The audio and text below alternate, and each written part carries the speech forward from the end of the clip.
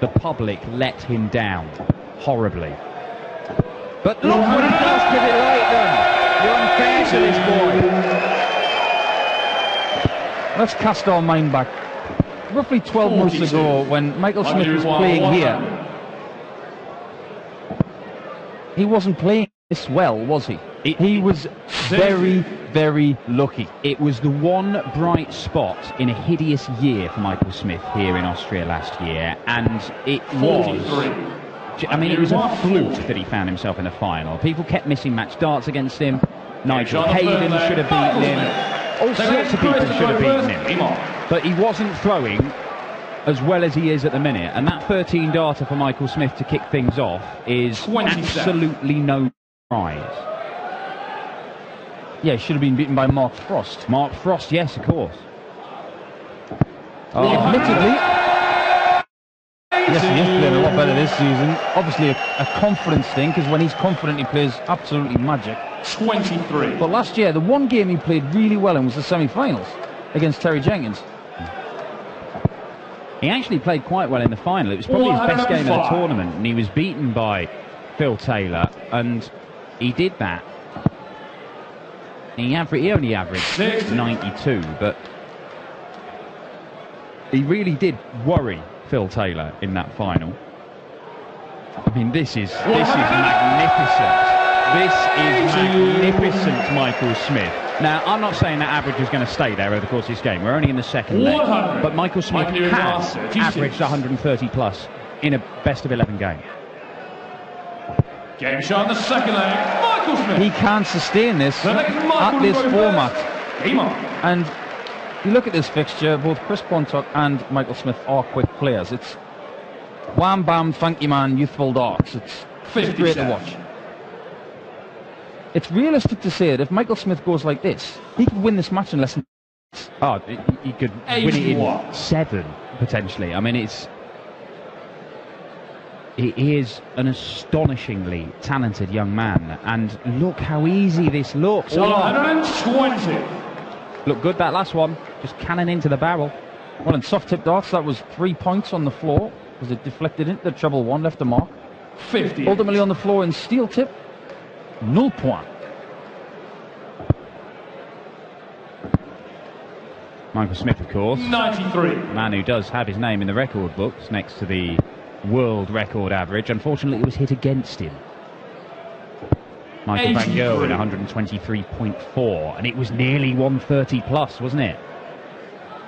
At the GE Oil and Gas Arena in North Scotland, that cathedral of darts that seems to bring out the best in certain players.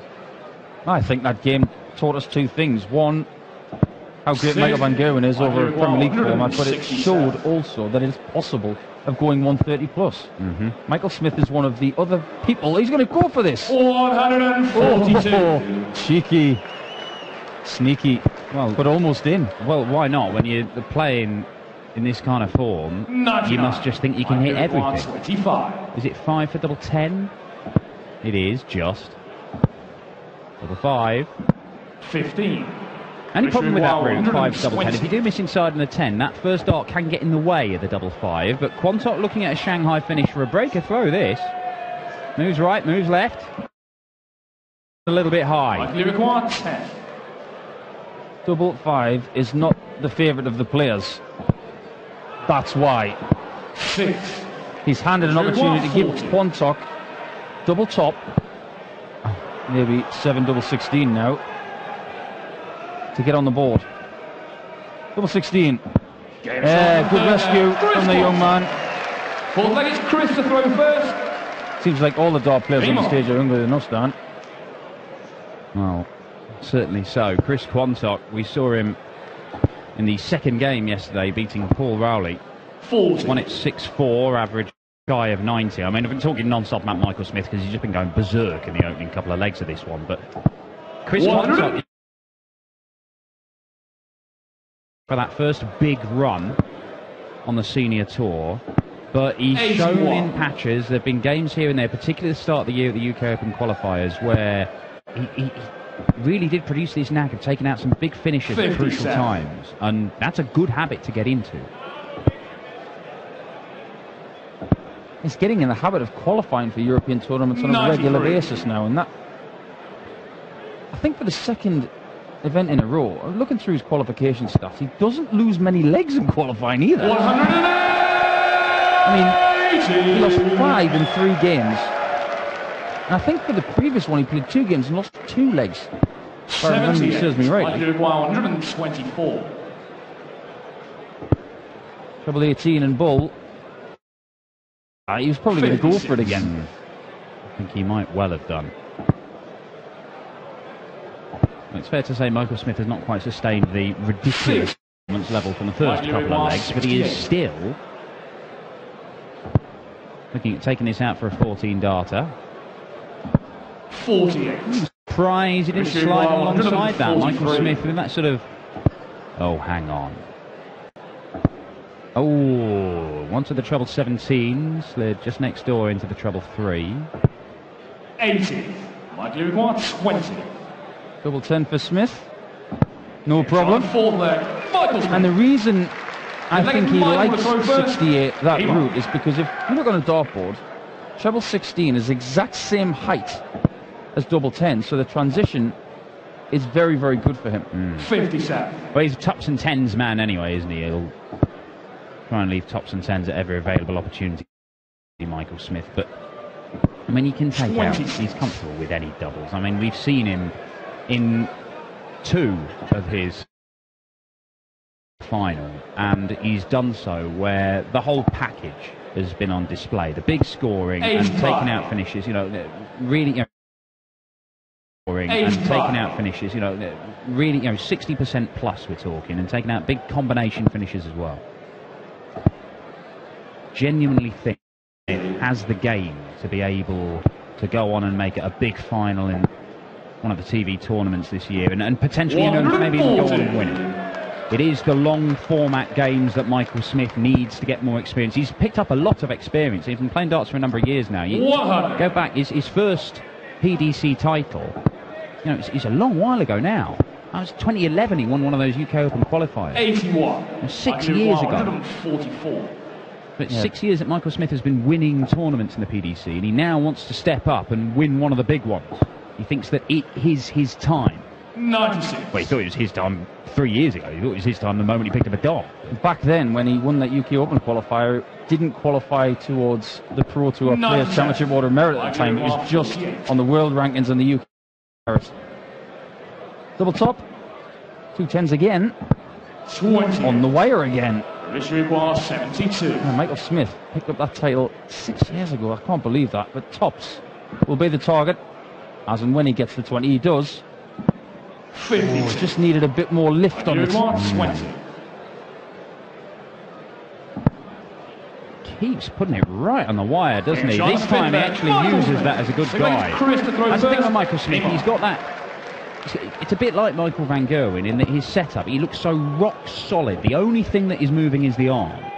And it does look a lazy throw. It does look like he's not putting any effort in. But in actual fact, you just think it makes it so easy for him to follow. It looks very, very simple for him to just group them together. Because there's no moving part. Compare it with Chris Quantock, for example, who's got a bit of a lurch with his throw. Compare it with Chris Quantock, for example, who's got a bit of a lurch with his throw. Still be very effective for him. 140. But just a single visit, being able to group those darts together, 41. one after another, in very tight little areas. Michael Smith, it just looks so good. It does, from a stance perspective, 100. which you and I both know we've touched on the dart school, on the dart. One of the most solid stances 60. in the whole world. The only real thing that moves or has any sort of strain on it is the... Yeah, there is a bit of shoulder in there, isn't there? But you expect that for someone with such a solid stance. Yeah. And it's exactly the same with Gary Anderson. The body doesn't follow it, does it? It doesn't lurch towards the board. The only time you see Michael Smith walk towards the board when he thinks he's hit the double and he's going to retrieve his darts. Well, he accidentally hit the double, but...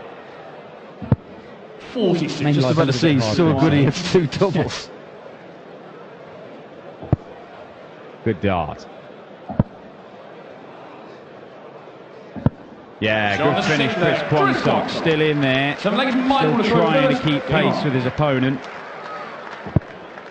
Very difficult assignment he's got here. Michael Smith's average has dipped into the mid-90s now. Quantock is, well,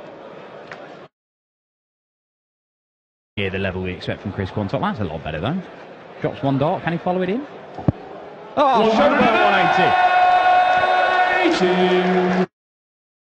Well, the winner of this one gets Jelle Klaassen or Rob, I have no nickname, Cross. 91.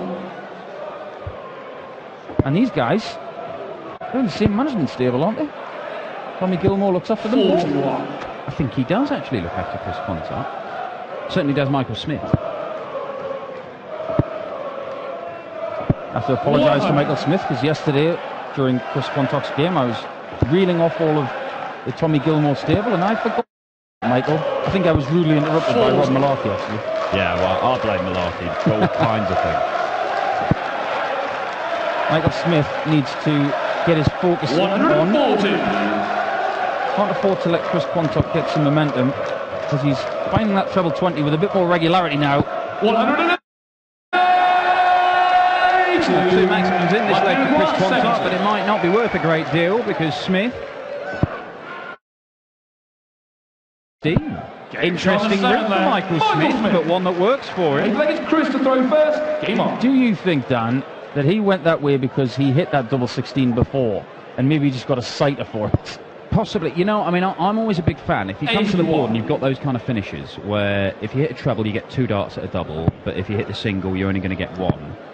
Try and leave. Oh, try and leave the double or a double in the same sort of area where of the board where you'd be going if you'd hit the treble. Then you come to the board, you know exactly what area of the board is clear in your mind. You're not thinking, oh well, I could go to the top, I could go to the bottom. You just very single-mindedly walking to the board and going, I know by the end of this visit, you're the second or third dart, I'm going for that area of the board. Takes any doubt out of your mind. Yep. You've got to have a game plan, and you've got to have that game plan upwards of 11 times in a match. That's why James Wade's been so good for the last 10 years, because his game plan is to leave tops 12s up 10. That's it. And you know, there will be other chances where I have to leave something else, but if at all possible, leave tops, leave 21. Like 190. But this for the match then. Michael Smith. Another 20. Bullseye once. 65. One match start miss, but Chris Quantock's going to have to take out the ton plus just to make this go another leg, and he needs treble 19. Doesn't get it, and that means that Michael Smith will return 5 double 10 once again. Quantock not quite getting the last dart where he wants it. Well, he's changed his MO. But it works for him.